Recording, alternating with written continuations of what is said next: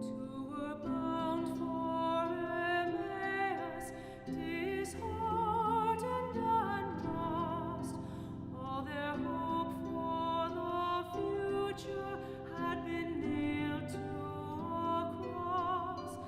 Love unknown then walked beside them, come back from the dead. Before I share my Emmaus moment, I want to reflect on a few signs that give us indication we might be on our own road to Emmaus. The disciples walked away from Jerusalem and returned to Emmaus. When we are wounded, we often withdraw, we run away where the pain happened.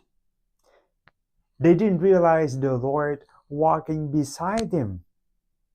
Sometimes our wounds, right, blind us.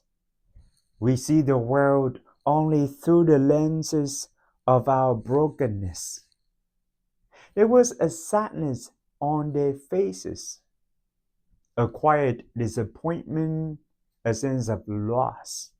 And there was even resentment. They asked Jesus, "Are you the only one who doesn't know what happened to Jesus?"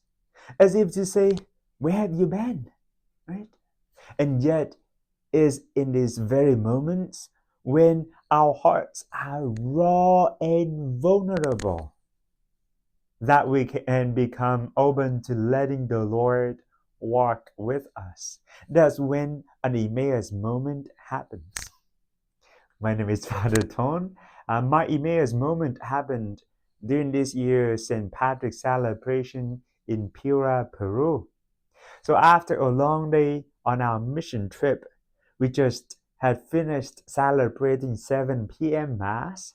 I was tired and ready for dinner when Father Joe casually said, "Let's walk to St. Pablo Parish." And I thought, really? More walking? Especially along a dirt road without much light. But that walk turned out to be something special.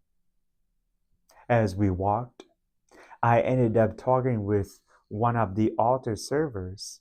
I asked him, "Hey Jesus, what do you love most about the Mass?"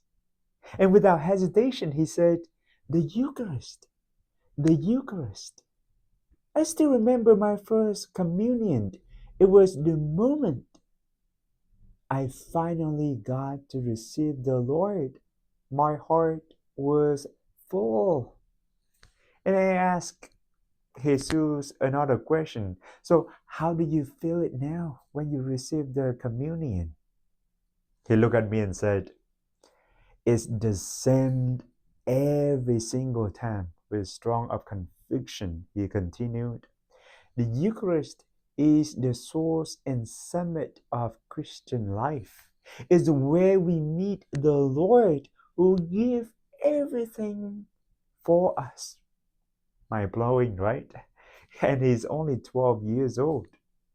He went on to tell me how when his mom got seriously ill, he turned to prayer and she recovered.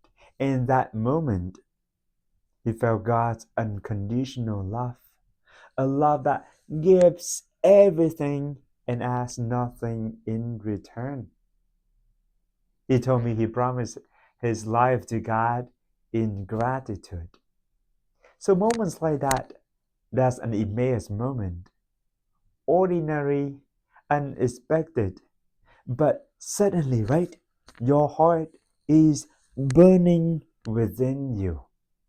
So that walk, that conversation reminded me why I say yes to my vocation to become a priest.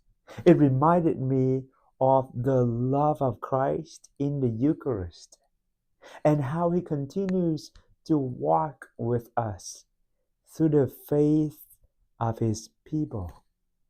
So, friends, our world is wounded by power struggles, by sickness, by anxiety.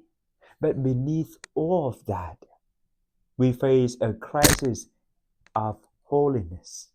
So let Easter awaken our hearts again. Huh? Let it be, let it be the day we walk a little bit farther, listen a little deeper, and recognize Christ in the breaking of the bread. I love being a priest, and that's my Emmaus moment. Thank you. Deus,